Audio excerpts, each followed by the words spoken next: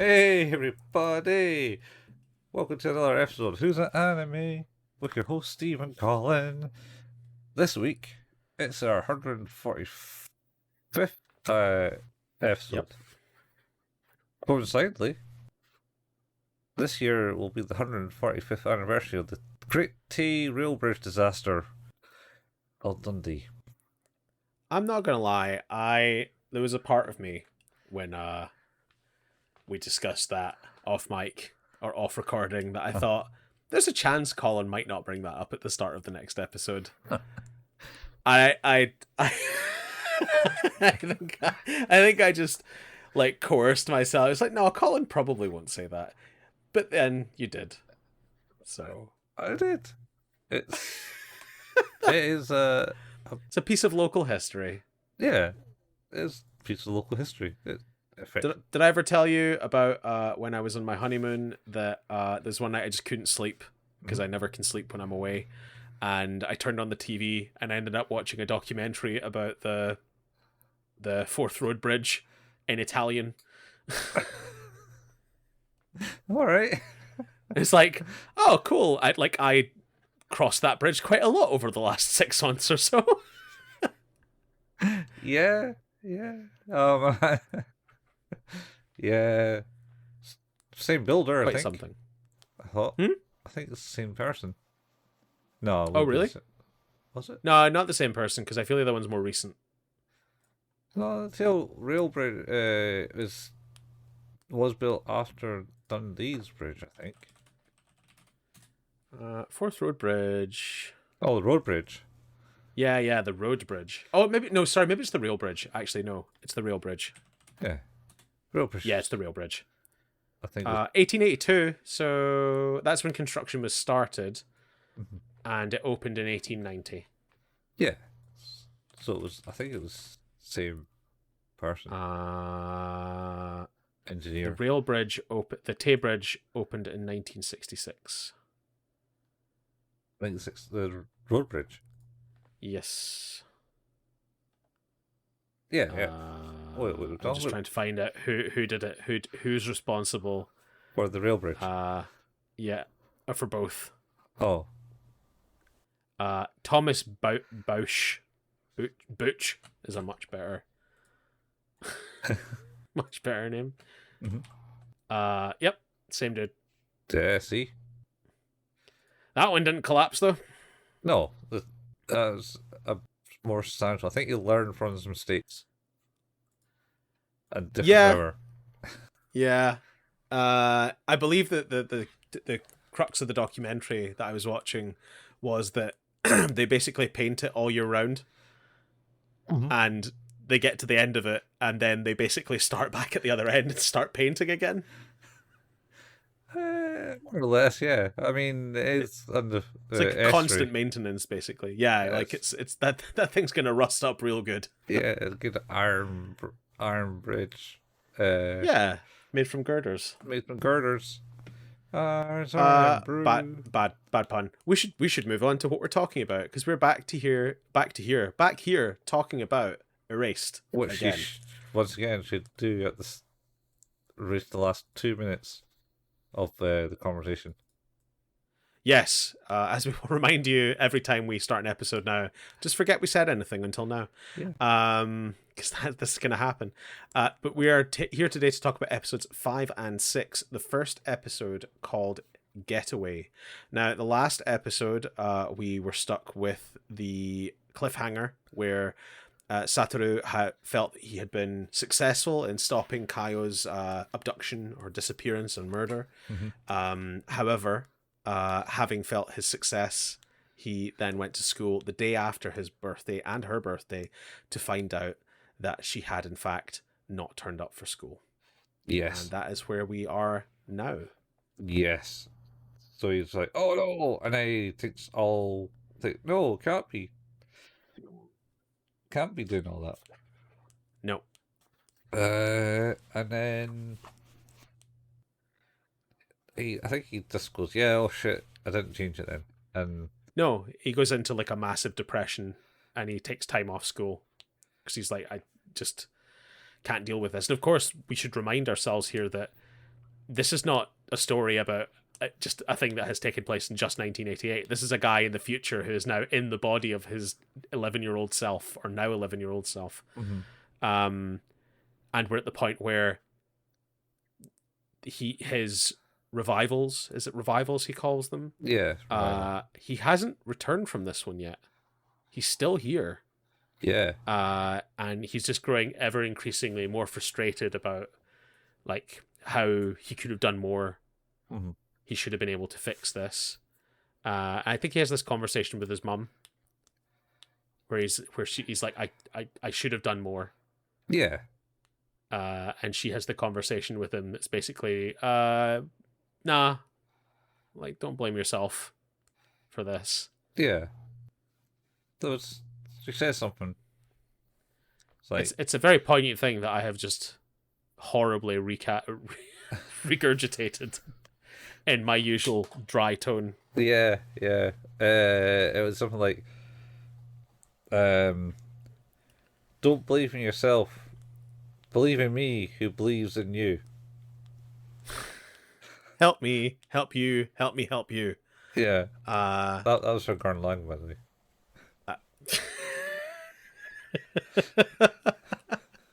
Amazing. That was a Big Brother telling Yep. Simon not. Oh God, I love that guy. He's so good. So of course, he stays off school, but then goes back to school, and I think at this point another schoolgirl has gone missing. A few days later. Yeah, a second one happens, but so I think, yeah, she's definitely found missing, and there's things, and the parents are denying anything about it. But you did see, like, of course, because he goes to the parents goes. He goes to their house, yeah, and they're like, "Shit, the kid's here," type thing. Oh, and then they kind of zoom out, and the boyfriend says, "What are you going to do?" type thing. And there's just a body on the living room floor. Is it a body? I don't know. It looks like a body. It does look like a body, but I don't think it is. I mean, to me, like, I mean, of course, you would believe this for sure. Is that after a week of not beating her child, maybe it went a little too far this time.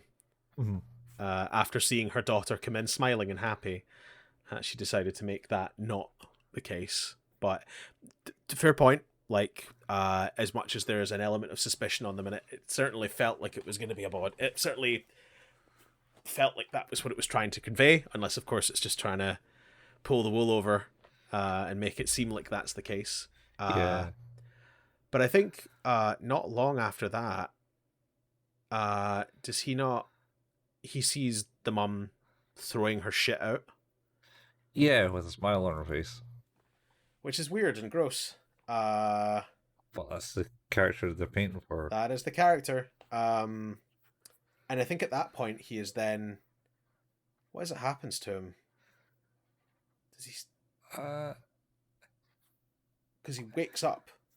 Is it this back point? into the... Yeah, I think it's almost immediately after that. Or if not immediately after that. Oh, is it? Because he realizes that he's failed. Because he goes to the park and sees the kids playing in the park.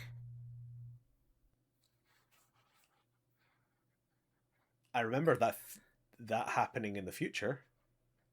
No, that was when he was still a kid.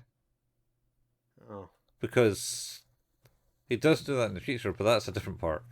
Because it's also not winter. Or correct. Well, it's winter. No, it's not winter now. It'll be spring because he notices. March. He notices the boot prints in this episode, I think. Outside the shed. Oh yeah. Because I think that's kind of around this same time. Wait. No, that's it. He goes to see the parents. Yep. And then they don't answer. So he goes and snips around into the shed, and then he sees the boot prints, and they follow the boot prints to the park, and he sees the kids Yes. playing in the park, and then he goes into this depression for a few days because obviously he's like shit, Yes, you're and he right. has to In talk. the boot prints, I think he's like, those are big boot prints, the rubber boots. Mm-hmm. So, and they're not they're not mine. They're not any of the other kids. So something's wrong here. And also his protection not theirs. So Yeah. because he goes, oh, this hasn't been any fresh snow, so there's footprints here. Ooh, okay. Yeah, that's right. He goes, or to put it in simpler terms, that means that the person was here after it had snowed. You're like, yeah, I got that. Yeah, and there wasn't any the night before. Yeah, you're like, yeah, I was there. Yeah, I got it. Like, we didn't need the additional 2 sentences. you got to bring it out. So That was some Death Note big braining that was going on there. Yeah. So anyway, he does that, and then I think he goes blah blah blah, and then the parents get investigated. Yep. And he's stoned to pass at this point. And then the mother, he notices the mother talking to the reporter who says, her reporter friend, oh yeah, that's our reporter friend. I know him. Yeah. And then Dude with the tiny glasses. yeah, and then he basically says, all right, cool. There's been another one like a town over now. Yeah. And which we presume is that the second one? Yes. I think was that the first one? Because there's, or is that the third one? Because there's the 2 kids that go missing from his class. Oh, but don't know about those yet. I think it was just the second part and that other person, wasn't it? So this is just the second one then. Yeah, this is where they realise there's another one. Yeah. And then they pinned it on someone else, but maybe that's found out later. No. They say that they caught the person who did it. But I think he says something like, it does seem similar to what's happened here, though. Yeah. And then there's basically, all right, well, basically she try and make the kids forget. I think is what it said, and that's something that she said in the first episode. She did. She said, we tried to make it so that you didn't have to think about that. Yeah. So then, I think it was the bit where he sees the mother and she smiles and the gloves are in the thing. It's like, oh shit, she was making me my gloves. That's the gloves that she was going to make me, and I prevented her from giving me the gloves because I prevented her from going home. That's that night, and now it's all my fault. And then I think he runs away, and then does he slip or something? Maybe. I'm just trying to remember, because normally, like, because I remember specifically the way he wakes up is like in the back alley from where he jumped out the window before. And it's kind of like, it's sort of a Skyrim. Oh, you've been asleep for some time. Jumped over the balcony. Yeah, he does. He wakes back up in 2006, exactly in that circumstance where he's just ran away from the police. Mm-hmm. He manages to escape. Evade them. Yep. Goes underneath the bridge. Ties underneath the bridge. Yeah. And then he meets Irie at some point. I can't remember how he does that though. Is it Irie he meets? Yeah, because she's like, oh no, you're good.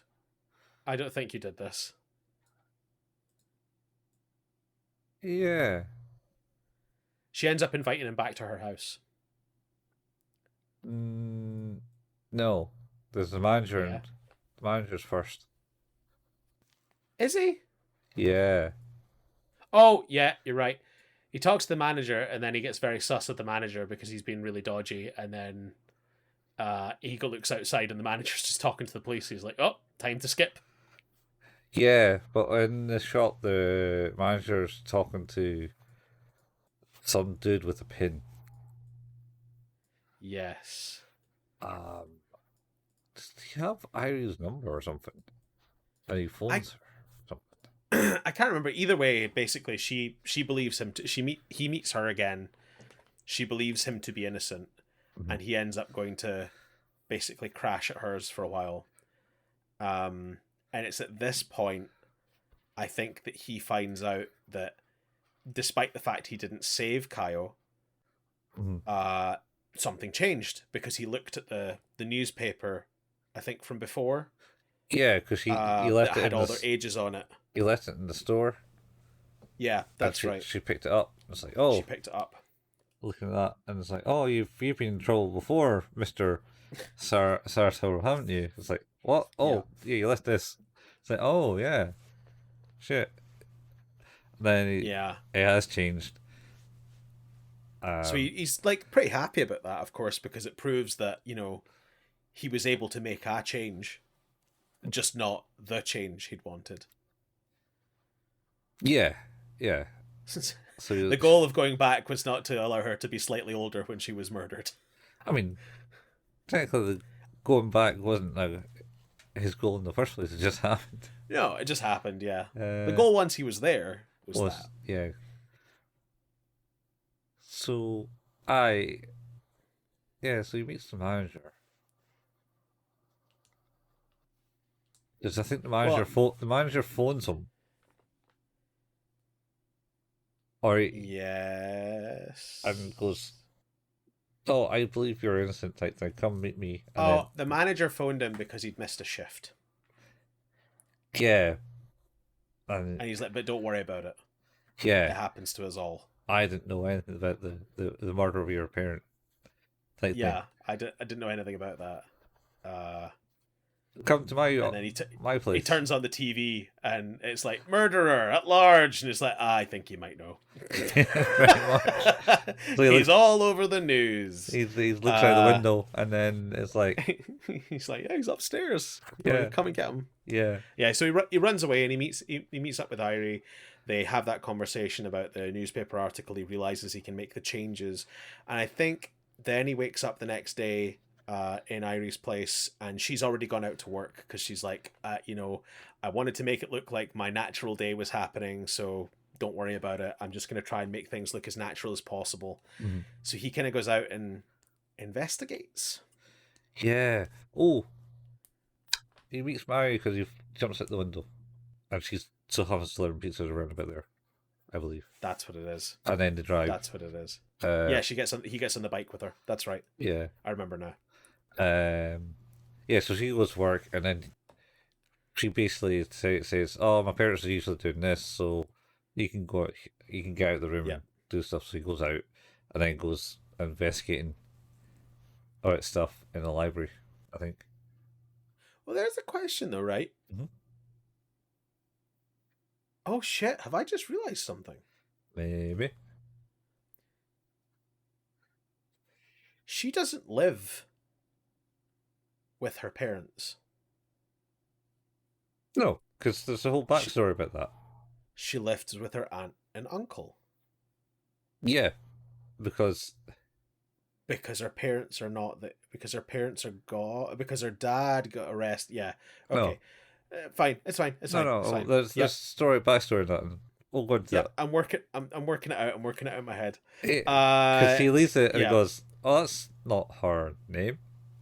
And then he goes out, and then the manager says something to her about, oh, worry about him, blah, blah. Yeah, you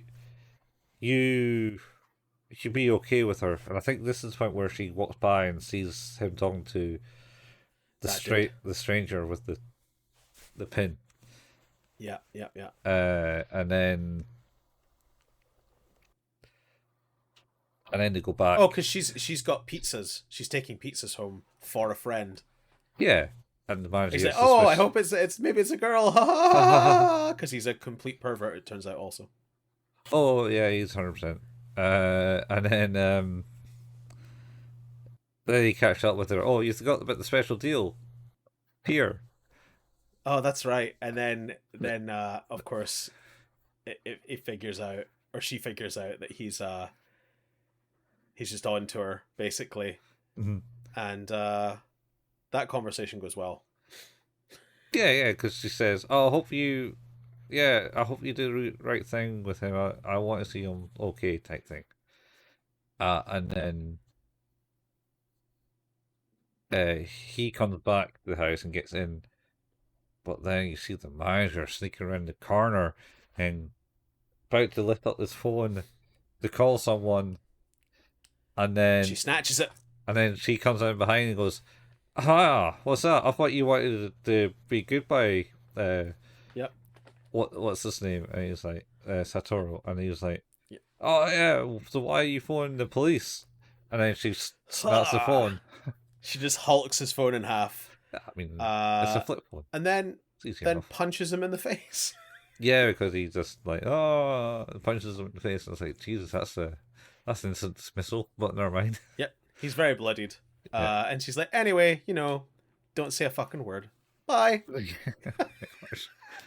And then they go in and she talks to Satoru. She leaves the pizza on the ground too. She does. She just leaves it there. It's so like I guess they go hungry. Yeah. I mean, I doubt they'll go hungry. It looks like they'll be a well-fed family. So she goes in, and then they have the backstory of like she couldn't believe him because her father got framed for stealing some chocolate out of a shop in the small town, and it got round, and everyone kind of believed her. Even her mother believed that the father was a thief, and she was there, and she knew that he wasn't. And then she says that her mother always feels the guilt of not believing the father, type thing. And then she was going to school in Tokyo. Yep. And then, or Chibuya,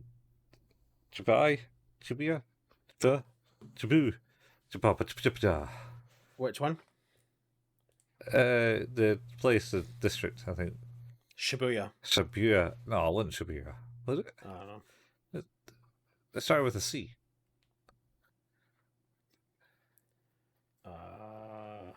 In Tokyo? I think it's Tokyo. It's set in Tokyo, right? Yeah, I just... Shibuya is one. Shibuya is one. That's the big famous one. And the only one beginning with C is Chiyoda. Chiyoda? Might be Chiyoda. Don't think it was that. Anyway, so she's going there, and the parent and the aunt and uncle was like, "Oh, why don't you come and live with us? Because it'd be easier for you. You don't need to worry about things. Come live with us." So she did. That's why she lives in the house. It's not got her name on it. Yep, that's right. True story, that. So anyway, I can't remember what happens. Well, he starts to go, "I need to not be here." Yeah, he wants to extricate himself and not make it so risky for her. So, basically, she gets him out, finds him somewhere to hide. Mm-hmm. She comes back to the house and gets a phone call from Sachiko, who is Satoru's mother, from her phone, saying, "Don't you fucking move." Yeah, pretty much. I'm coming for you. Don't you move. Yeah. And then it seems it has a shot at the side. The house is burning down. Yep. With no smoke in her. She becomes unconscious on the ground. I mean, she opened her door and had Backdraft.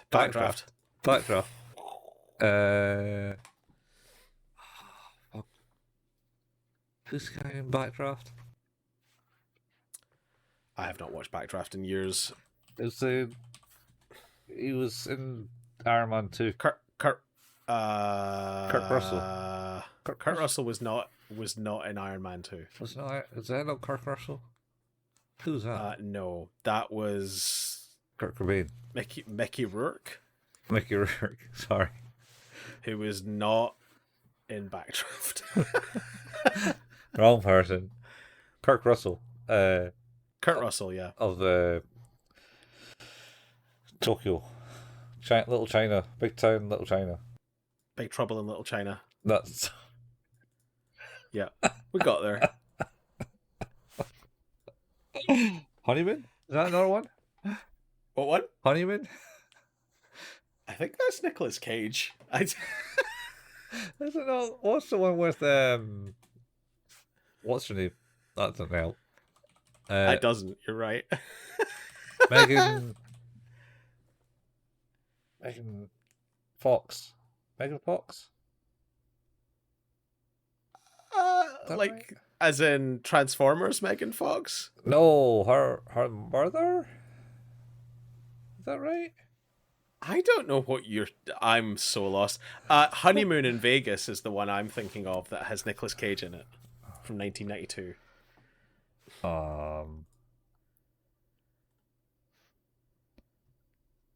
We should move on. This episode ends on the cliffhanger that there's a house on fire and she's unconscious in it. Colin, what did you think of this episode? Oh, we forgot about. Oh, it does. Yeah, it has a big backdraft and it explodes out. That's the cliffhanger. That's the cliffhanger bit. Oh, Kurt Russell is 72 years. Yeah, Kurt Russell is in The Thing. Yeah. No, I'm telling the thing with different people. Anyway. You are. Go on. Yeah, so it was good. It's good. Cliffhanger, keeping it interesting. Swapping back to the future. Mm-hmm. To the future. I'm actually kind of glad we've gone back into the future. I was wondering when we started watching this if it was all going to take place in the past, and I was like, I kind of hope not, because I feel like the more modern setting is also like quite good. So, yeah. And it's getting intriguing. Someone's out to get him for whatever reason, because he has no fucking clue. No, he has no idea. He has no idea about anything. And Backdraft, bringing back Kurt Russell. Yep. And all the things that they don't do in the fire, in actual fire departments. Maybe he wasn't Backdraft? Oh no, Kurt Russell wasn't Backdraft. You're right. I was right. That's weird. I thought we were talking about Kurt Russell like 2 minutes ago. Or have you erased that from your memory? Were we talking about Kurt Russell? How did I read that and not... I think I'm the one that's broken, Colin. No, we're all broken. We're all broken. Oh, that, like, I looked at that list and went, nope, Kurt Russell's not on that. He's the top name. Above the one I read and looked at and went, well, it's not William Baldwin. And it's not the one above that, the one that it is. Swear down, you were talking about Kurt. Anyway, so yeah, I think it's still. I'm keeping it an 8. It could be a 7, but I'm going to be an 8. Okay, I agree. I think it's all kicking off now in a way that's pretty. The payoff is in the past has happened, and now we're getting that kind of continuing into the more the contemporary side of things, which is cool. So absolutely, I definitely agree. It's becoming quite intriguing. And then we move on to episode 6, called Grim Reaper, which is a bit ominous when you think about the way that the last episode ended with someone in the house on fire. But of course, this episode kicks off with him going, "Oh God, house on fire!" He runs in to save the day. But is unable to finish the task on his own. But during the time where it is just him and her trying to make it outside of the burning house, she slips her phone into his pocket. Yes, he does. And then after that, the manager comes in to take the glory. Yep. Because he's like, we're going down the stairs and we're going down in one. Just let's do it. Yeah. Because he goes, I can't remember, why does he go back to the house? I think it was just generally because he was worried about her. Yeah, and he was right to be worried. Anyway, so... Yep. And then they're like, oh no, she's still there. And he runs in, snatches the hanky off of one of the women going, "Oh, they're in what?" And then runs in and gets it off. So it was Goldie Hawn. I was thinking of Goldie Hawn. Goldie Hawn is his wife. No, apparently they never tied the knot. Well, Goldie Hawn is his partner, and they have been partners for years.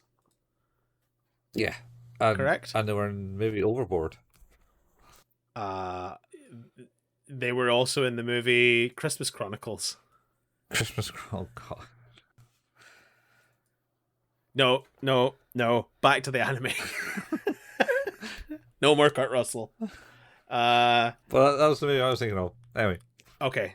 There we go. I've got off that tangent. You got it. You made it. You made it back. We made it full circle. We made it in the wrong direction, but we did it. Yes. So they take it downstairs, and then he's like, "You better leave out the back." So he does. Yeah. So I'm gonna take credit for this shit. Yeah. So you better deal with that. Yeah, pretty much. So he leaves. And hides. Does he just go on the bridge? He heads away and he realizes that he has the phone in his pocket and opens it up to find the message that Irie had received just prior to the house being set on fire, which was, "I'm coming for you," basically. And he's like, "Oh, that seems bad." And that came from my mother's phone. Yeah, how did that happen? So how did that happen? She's dead. Yeah. And of course her phone was missing from the murder scene. Yeah. So on her bag. So he remembers that he picked up a little bit of paper which had the number. Yes, which was the number she had called just prior to her death. Yeah. And then and it turns out it's the journalist man. It's Mr. Small Spectacles. Yeah, it's him. He looks like a Professor Layton character. Oh, maybe he is. I guess he's more of a Phoenix Wright, but yeah, he definitely looks of that vein. Yeah. Objection. Anyway, that's going to be another podcast that we do eventually, by the way, Colin. I've decided. Talk about Phoenix Wright. No. We'll talk later, but it's going to be called Objection. Oh fuck. All right. You heard it here first, folks. Yep. I've heard it here first as well. You have. Yeah. I had this idea last week, and you just made me realize, holy shit, that's a great name. Jesus. Right. So anyway, he goes and calls the number from a payphone, I believe, and he goes, "Hi, I'm Satoru," and he's like, "Oh, are you now?" Well, let's meet in at this coffee place. And his name is Sawada. He is the journalist acquaintance of his mother, Sachiko. And then they proceed to meet in public, where he's like, "No, don't worry about it. I don't think you're the killer. Why not?" "Oh, because your mother wouldn't have done that. She would never have raised someone like that." And you're like, "Well, that's pretty good evidence." Yeah, he obviously recognized him because, yeah, you got your mother's cheeks or something. Yep. Something all the time. Yeah. And then they kind of get into the last conversation that he had with Sachiko, where this is a very frustrating part. It was like, "Yeah, she phoned me to tell me that she'd found the real killer. Probably should have asked for the name." You're like, "Yeah, my guy. Yeah, you should have." Yeah. Oh. And then, yeah, they go back to his place. Yes, they do. And he's sticking out there, and then he's talking about things, and he's like, "Oh, I think it's linked to these things," and it's like, "Yes, it seems quite likely," because he's now the freelance detective of some sort. Yes. And then they talk about Ari. Well, do they? Yeah, because he goes off to see her.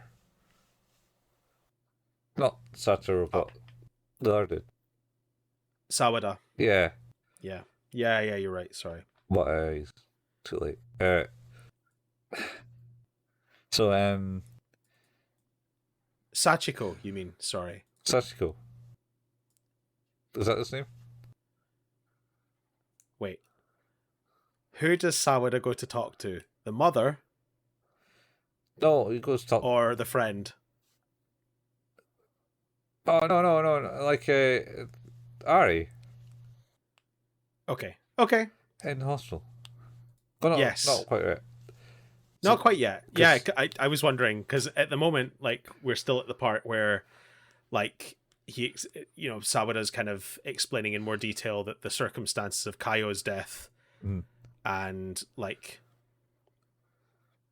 the way that Yuki had been kind of thrust into that as the suspect and was, basically found guilty. Is like, but it's still, like, made the pattern of the disappearance and the murder matched what had happened in that other town. And I think in the past they had said something like, "Oh, so he's migrating or something. He's moved on to a new place." And you're like, "Oh, I guess we just at the time like assumed he meant Yuki, but actually he didn't. He thinks he meant someone else." So yeah. And then he says, of course, that as a result of that, he suspects that the person who kidnapped and killed all those kids in the past is the one who killed Sachiko, and therefore is obviously also potentially the one who started the fire. Are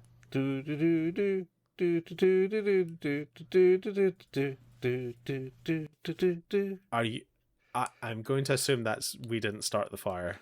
I'm going to assume yes. That is what it should be. Okay. What did it sound like? I eventually got it when you did the last little bit, and I was like, that kind of sounds like we didn't start the fire. And then I was like, that would make sense since we are talking about fire. Fair enough. So now we get to the bit where they go their own different ways, and Satoru is like investigating the details on the computer while Sawada goes to the hospital to visit Airi. Yeah, who's been visited by... Oh, did she get up? Yeah, so I think she gets up. She gets up and is like followed around the hospital. Actually, there is a bit where she's like in what looks like a convenience shop, and she's got like her IV drip next to her. And I was like, did she leave the hospital and just like is now like suspiciously going around trying to blend in while in a hospital gown and still attached to an IV drip? No. And then I realized it's like, okay, so it's probably the shop in the hospital. It's the shop in the hospital.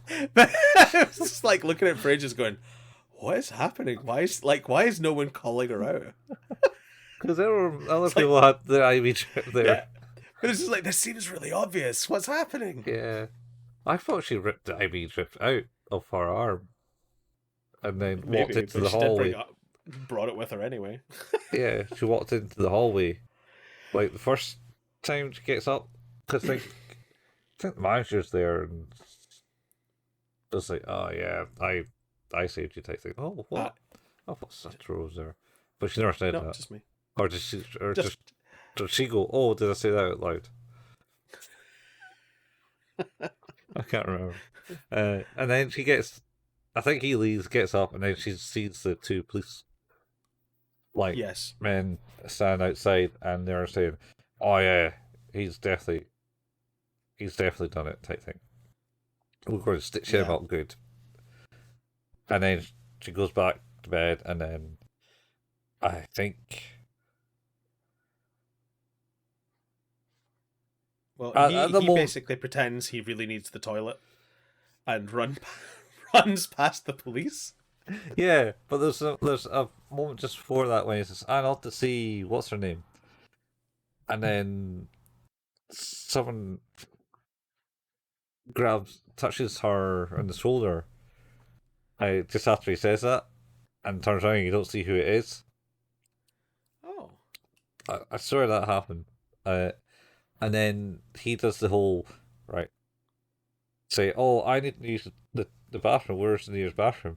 Oh, it's just right next to this room. Because he's like, oh, yeah, cause he looks at the information where she is, and it's like, all right. Well, he doesn't, her name is not on the thing, but there was only one blank room. and he just deduces that must mean she's in that room. Yeah.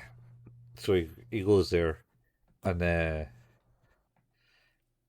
oh, I need the toilet, and they're like, all right, and then he's like, oop, and then and he sliding door goes, Ari, and then I think Ari then calls Satoru. Yeah, so at the same time as this is going on, it turns out she's not in the room, although there is a person in the bed. Yeah, and actually she is out and about now, un-IV'd, basically trying to figure out like how she can prove his innocence. And then we cut back to the inside of the hospital, and he's like, "Hey, wake up! I need to talk to you about some stuff." And it's like, "Oh, you're not you're not her." Yeah. Turns out, And yeah, it's her mother. Yep, it's that's why I was getting confused, because I guess she still keeps in touch with her mother despite the fact that she doesn't live with her. Yeah, she's living there with her in regards to the fact that her town's small and the high school isn't in that town, and it's quite a distance, as it seems to be a thing over there. That makes sense. She's also, then there's a conversation where she basically, her mother is there and she's talking to her. It's like, I should have gone after him. Oh, the mother and daughter have a conversation about the fact that the mother had believed that her dad had tried to steal back then without any evidence, had felt that he was guilty, and then of course he left as a result of that and having had his working license suspended. But she regrets that and says, "Yeah, I should really have tried to go after him, to reconcile and go after him." And she didn't. And then that's why she believes that Satoru isn't guilty as well, because she believes in the daughter. Because what was it again? Don't believe in yourself. Believe in me, who believes in you. In you, yes, that, but not that. I think it's at the same bit as well as that. Confused the hell. Because basically, in the last episode, when Sachiko tells Satoru about it, she's like, don't blame yourself. Airi has that exact same conversation with him, and it's like, oh, I've heard that before, and you're like, you have. Yeah. That's one of the things that I liked about your mother. Yeah, you have heard that before. She's that's her saying. Yeah. So anyway, she phones either one of the phones, and he's like, "Oh, you haven't turned it off. That's good, but also don't do that because they can track you on your phone." It's like, "Oh, right." Yeah, because it's Sachiko's phone. She calls. Yeah, and he's in the office trying to figure out like the list of names for suspects, and he doesn't recognize them. Yeah, and then she phones back, and then they meet under a bridge. Yep. And then she tells him about the mysterious man. Yeah, the mysterious man with the pin. He's also a councilman. His name is Nishizono. Nishizono. Oh yeah, that's right. And so the manager talking to him, and I don't really like him. He gives through the creeps type thing. And then she's like, don't worry, haven't been followed. Oh shit, must have been followed because he gets arrested. I definitely wasn't followed. Shit, I was followed because here's the police. Yeah. And then and they immediately handcuff him.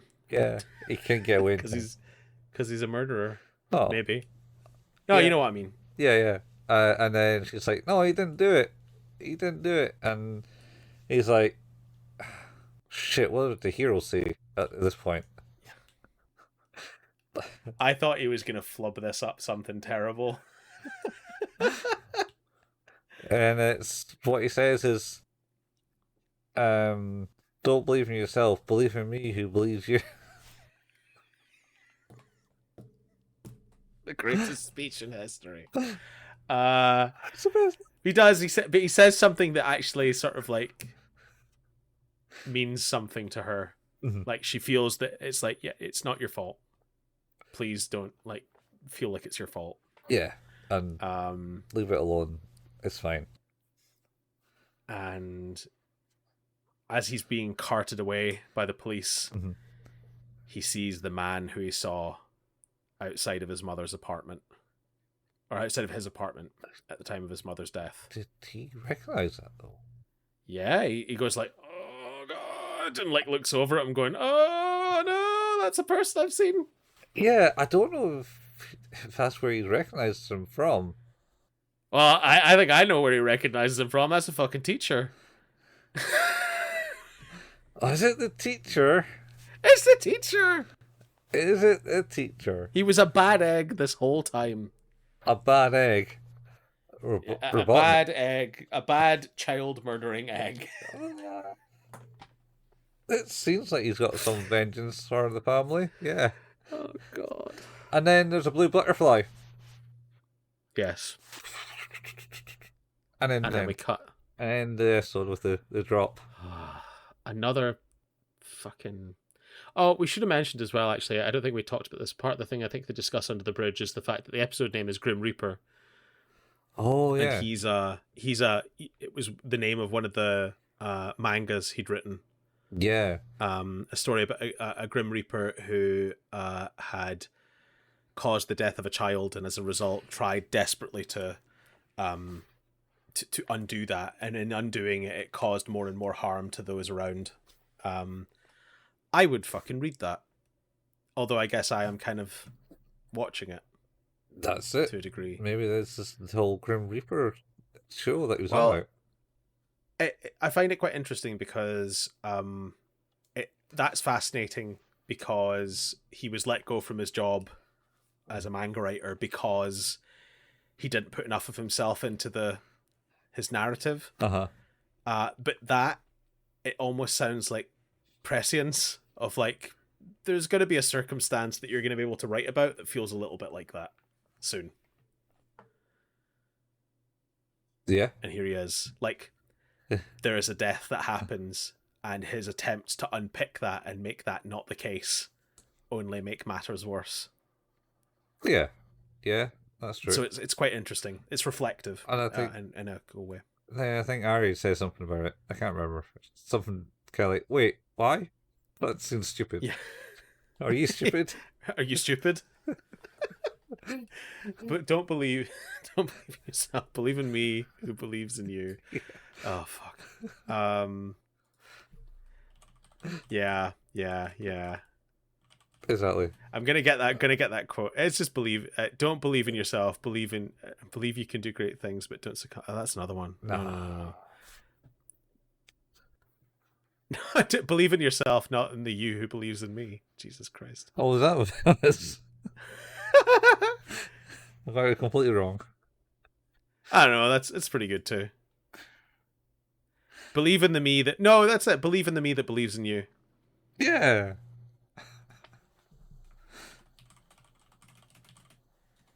Yeah.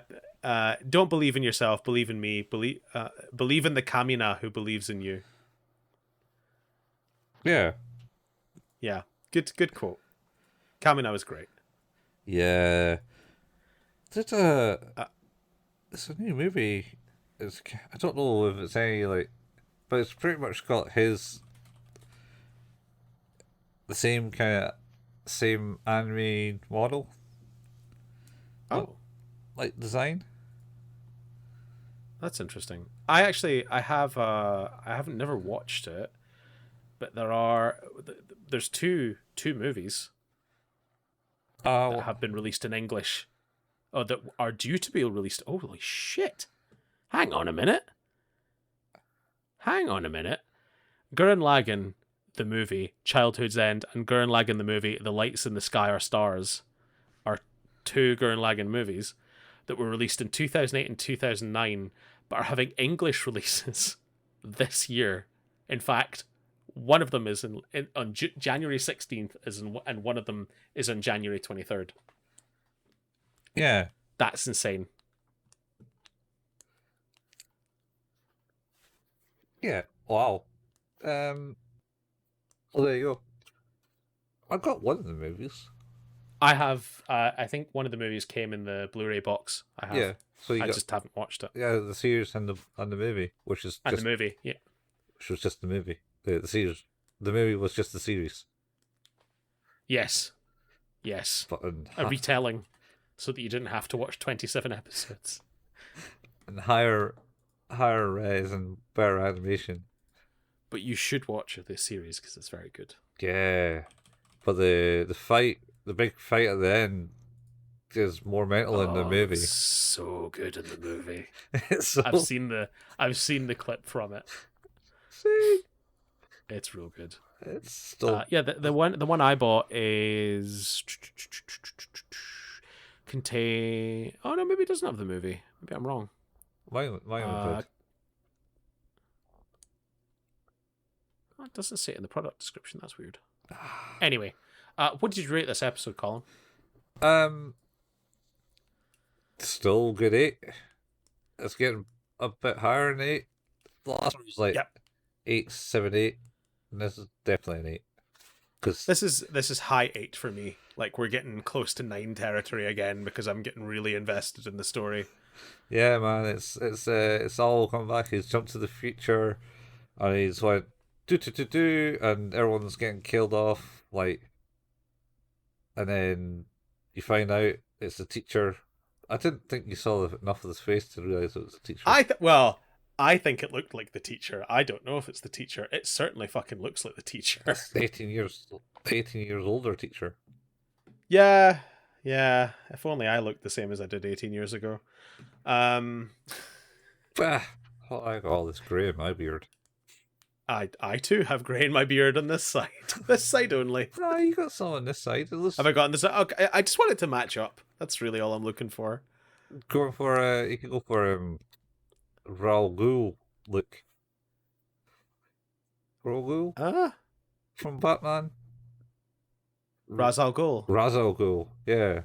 Ra'al Ghul. There were letters there. Yeah. Ra'al Ghul, that's cross between Roald Dahl and Ra's al Ghul.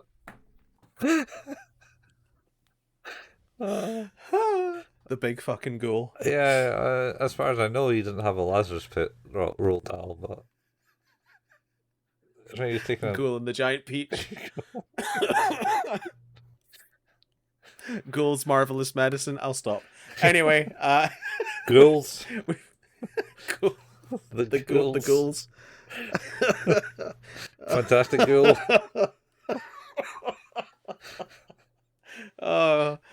Well, we've reached the end of another episode.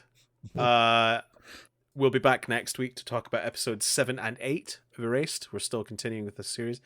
You have been listening to Who's That Anime, which is a podcast about anime. And if you haven't realized that by now, then Colin and I have been deviating far more than we should. We can be found where all good podcasts can be found. And if you want to support the show, we don't make any money from this, but we just do like to talk about anime.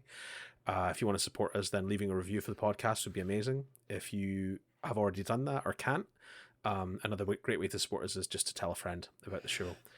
We have a Facebook page, that's facebook.com/Who's That Anime, where we post all the latest releases and the occasional anime meme. We have a Discord channel. You can find the link to that in the show notes. We also have a YouTube channel where Colin painstakingly puts together the video versions of these episodes. And also, we've now hooked up our RSS feed so you can find all the podcasts in there too. Mm-hmm. Further to that, Colin and I occasionally like to play video games. Colin at twitch.tv/couchfuel and myself at twitch.tv/hailpayman. You can find archives of all of the recordings and live streams from those channels on YouTube as well by going to youtube.com and searching for @couchfuel or @hailpayman. And we out. Yeah, we've done. That's it. Another episode done. More intrigue. How's it going to go? Where's it going? Who knows? I need to know, Colin. I mean, Steve doesn't know because he hasn't watched it before, but you... I need to know. I'm pretty sure it's the fucking teacher, but I need to know. You may have. You're just doing a Dr. Hibbert from The Simpsons. Do you know? Pointing directly at the camera. But yeah. We'll be back next week to talk more Erased. Didn't he, like, point directly at the camera, but then it's actually, like, it's Mars or something behind it. And I can't remember who it is that he's pointing at, but yeah, it turns out to just be a person. And then they go, no. No, we already told you that. Yeah. Anyway, yeah. So we'll see you same anime place, same anime time, same anime. It is the same anime, yes. Time Space Dilemma. Bye, folks. Bye.